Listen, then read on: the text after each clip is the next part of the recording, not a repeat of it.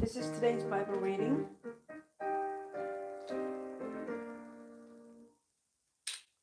This is Book of Proverbs, chapter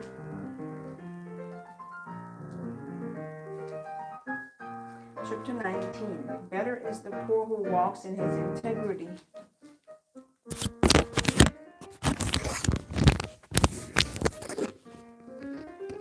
than one who is perverse in his lips and is a fool.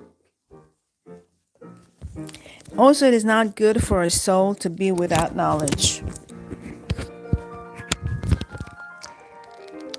And he sins who hastens with his feet. The foolishness of a man twists his way, and his heart frets against the Lord. Wealth makes many friends, but the poor is separated from his friend. A false witness will not go unpunished, and he who speaks lies will not escape. Many entreat the favor of the nobility, and every man is a friend to one who gives gifts. All the brothers of the poor hate him. How much more do his friends go far from him? He may pursue them with words, yet they abandon him. He who gets wisdom loves his own soul. He who keeps understanding will find good. A false witness will not go unpunished, and he who speaks lies shall perish. Luxury is not fitting for a fool, much less for a servant to rule over princes. The discretion of a man makes him slow to anger, and his glory is to overlook a transgression.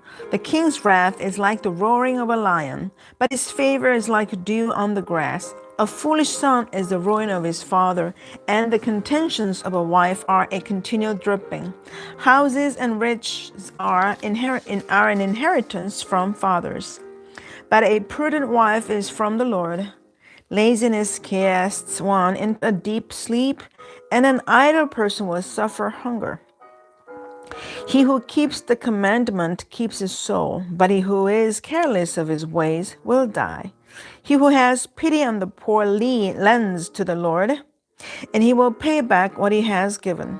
Chasten your son while there is hope, and do not set your heart on his destruction. A man of great wrath will suffer punishment. For if you rescue him, you will have to do it again.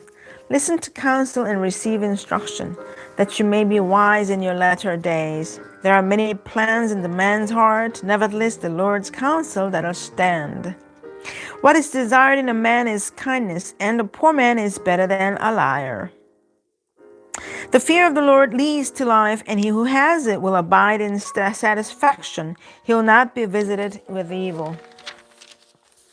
A lazy man buries his hand in the bowl and will not so much as bring it to his mouth again.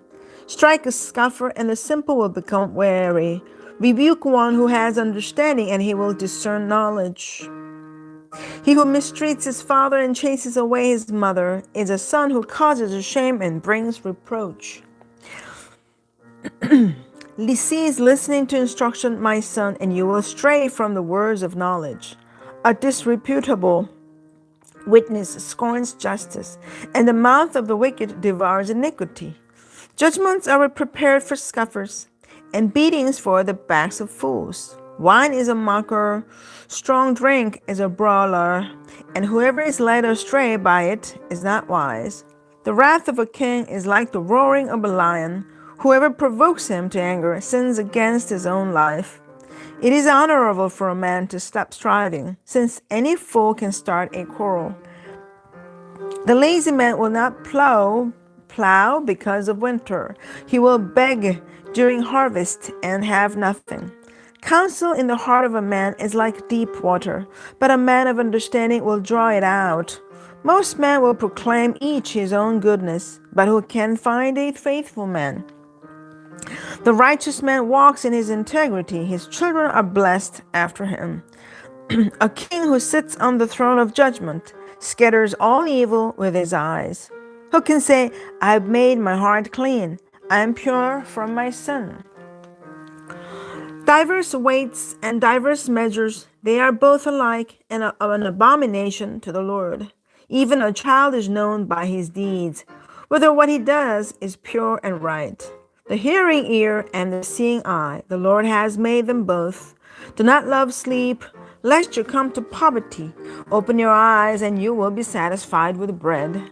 It is good for nothing, cries the buyer. But when he has gone his way, then he boasts.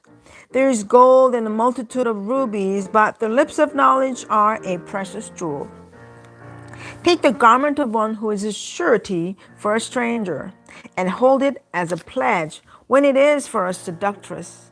Bread gained by deceit is sweet to a man, but afterward his mouth will be filled with gravel.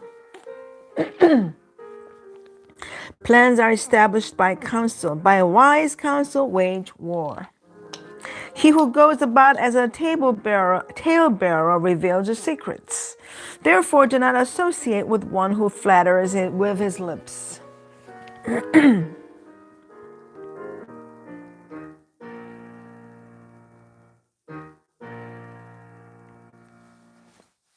Whoever curses his father or his mother, his lamp will be put out in a deep darkness.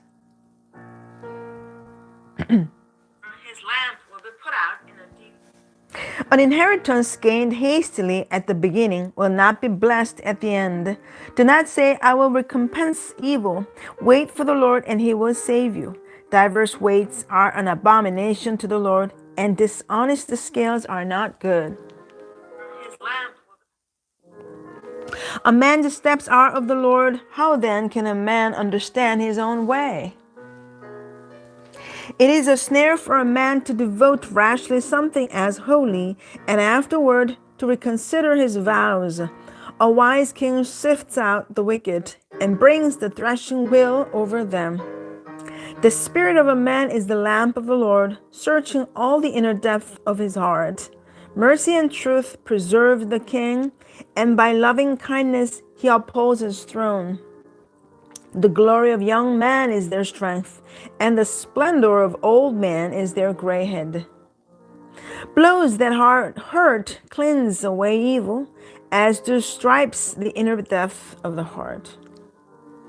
Chapter 21. The king's heart is in the hand of the Lord, like the rivers of water. He turns it wherever he wishes. Every way of a man is right in his own eyes, but the Lord weighs the hearts. To do righteousness and justice is more acceptable to the Lord than sacrifice. A haughty look, a proud heart, and the plowing of the wicked are sin. The plans of the diligent lead surely to plenty, but those of everyone who is hasty surely to poverty. Getting treasures by a lying tongue is the fleeting fantasy of those who seek death. The violence of the wicked will destroy them because they refuse to do justice. The way of a guilty man is perverse, but as for the pure, his work is right. Better to dwell in a corner of a housetop than in a house shared with a contentious woman. The soul of the wicked desires evil. His neighbor finds no favor in his eyes. When the scoffer is punished, the simple is made wise. But when the wise is instructed, he receives knowledge. The righteous God wisely considers the house of the wicked, overthrowing the wicked for their wickedness.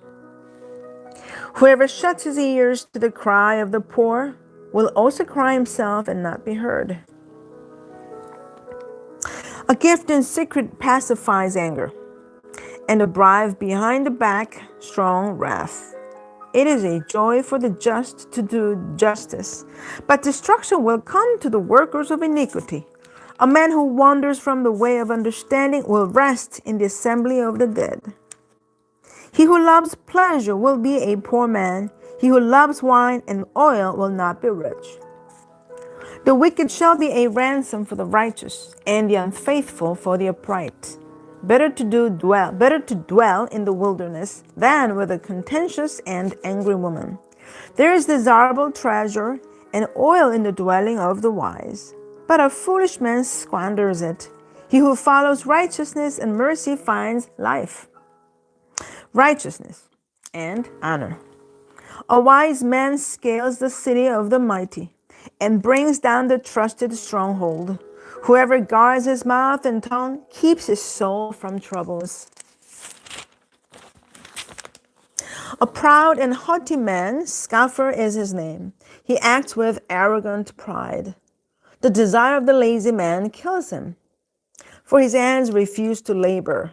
He covets greedily all day long, but the righteous gives and does not spare.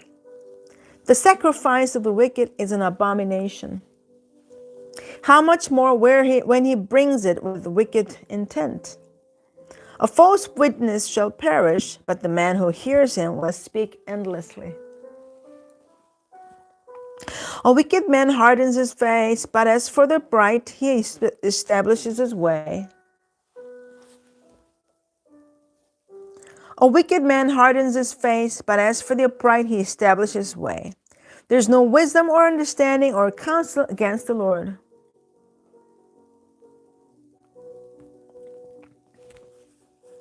Chapter 22. A good name is to be chosen rather than great riches, loving favor rather than silver and gold. The rich and the poor have this in common. The Lord is in the maker of them all. A prudent man foresees evil and hides himself, but the simple pass on and are punished. By humility and the fear of the Lord are riches and honor and life. Thorns and snares are in the way of the perverse. He who guards his soul will be far from them. Train up a child in the way he should go, and when he is old, he will not depart from it. The rich rules over the poor, and the borrower is a servant to the lender. He who sows iniquity will reap sorrow, and the rod of his anger will fail. He who has a generous eye will be blessed, for he gives of his bread to the poor. Cast out the scoffer, and contention will leave. Yes, strife and reproach will cease.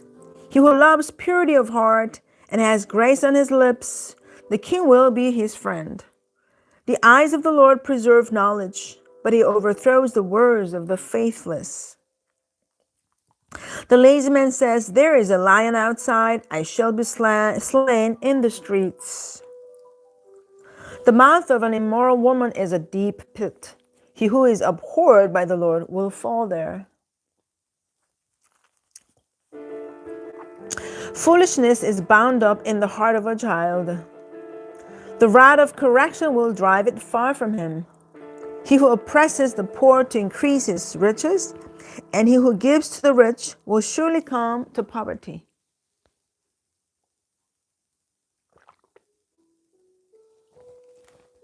Transition. Solomon the builder.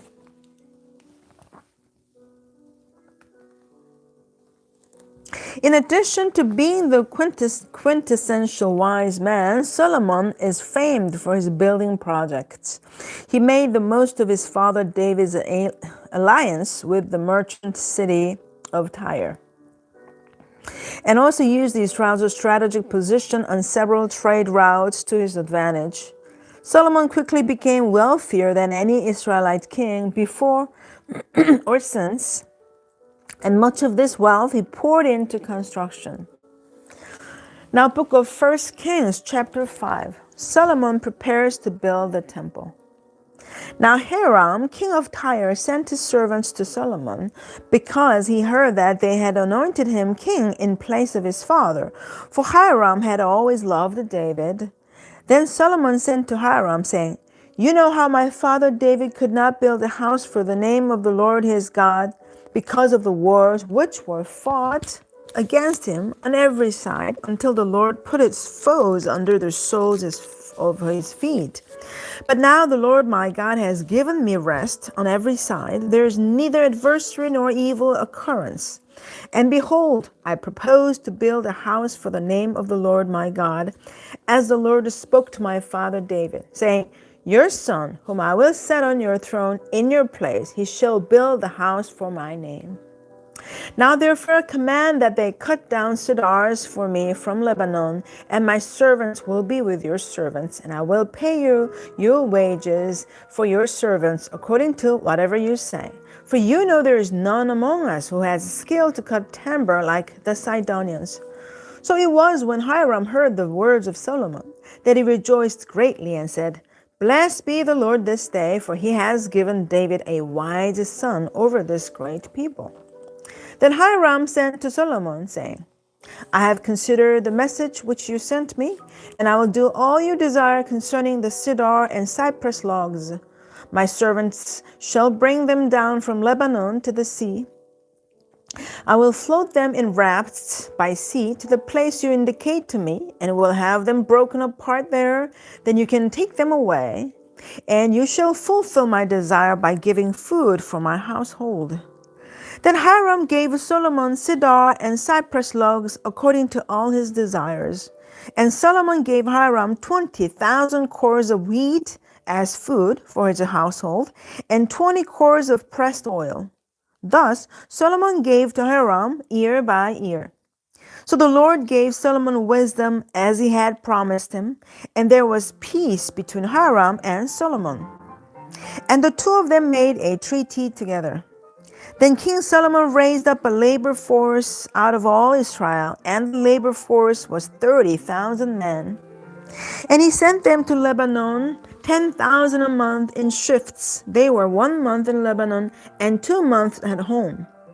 Adoniram was in charge of the labor force.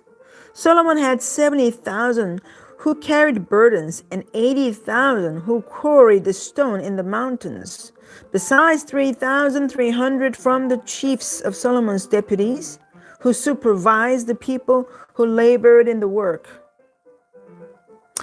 And the king commanded them to quarry large stones, costly stones, and hewn stones to lay the foundation of the temple.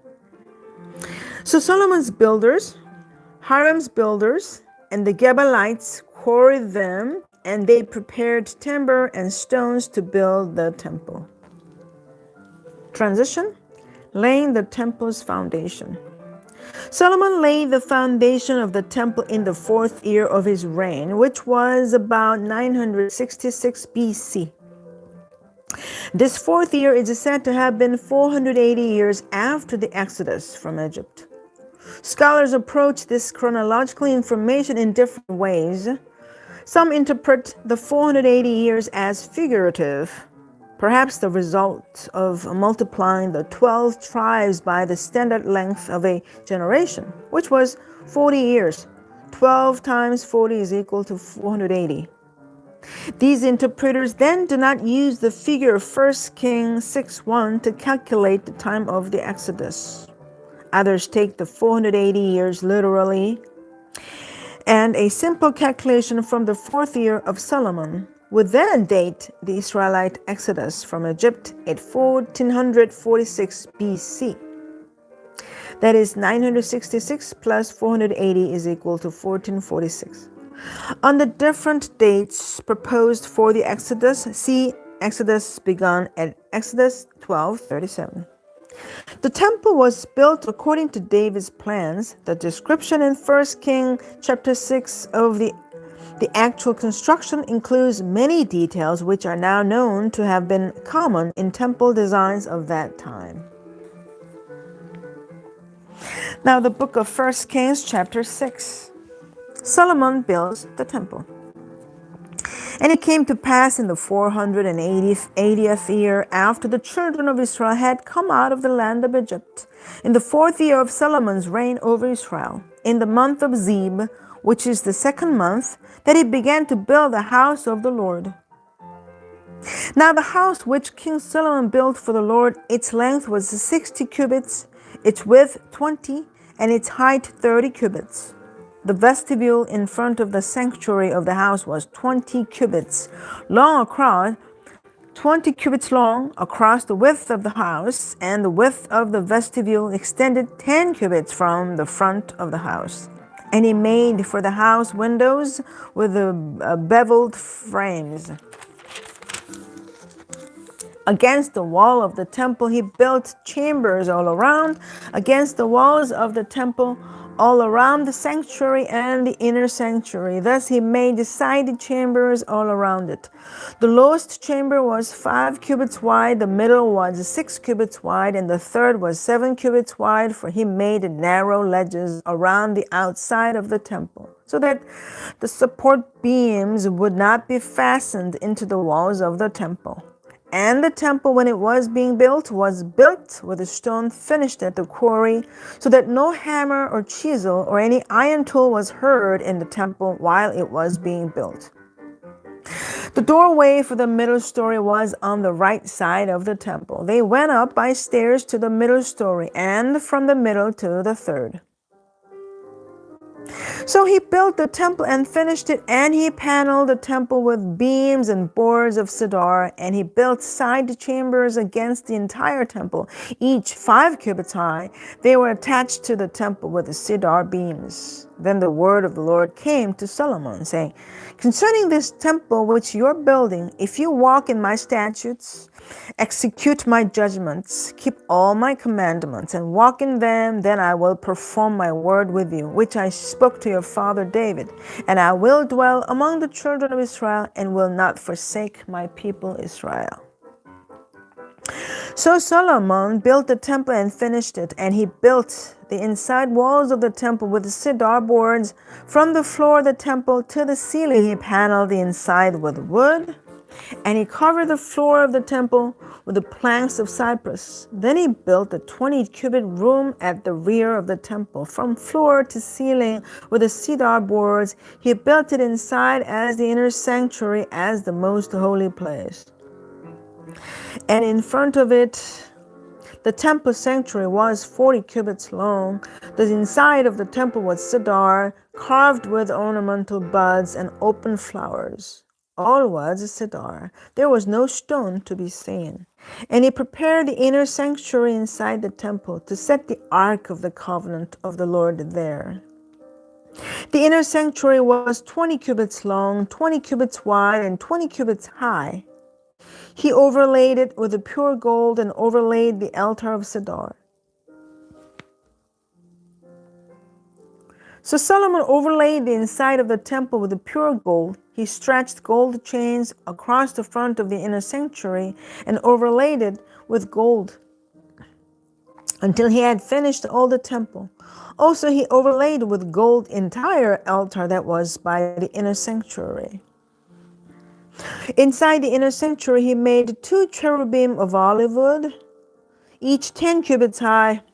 One wing of the cherub was 5 cubits, and the other wing of the cherub 5 cubits, 10 cubits from the tip of one wing to the tip of the other. And the other cherub was 10 cubits. Both cherubim were of the same size and shape. The height of one cherub was 10 cubits, and so was the other cherub. Then he set the cherubim inside the inner room, and they stretched out the wings of the cherubim so that the wing of one touched one wall, and the wing of the other cherub touched the other wall, and their wings touched each other in the middle of the room. Also he overlaid the cherubim with gold. Then he carved all the walls of the temple all around, both the inner and outer sanctuaries, with the carved figures of cherubim, palm trees, and open flowers. And the floor of the temple he overlaid with gold, both the inner and outer sanctuaries.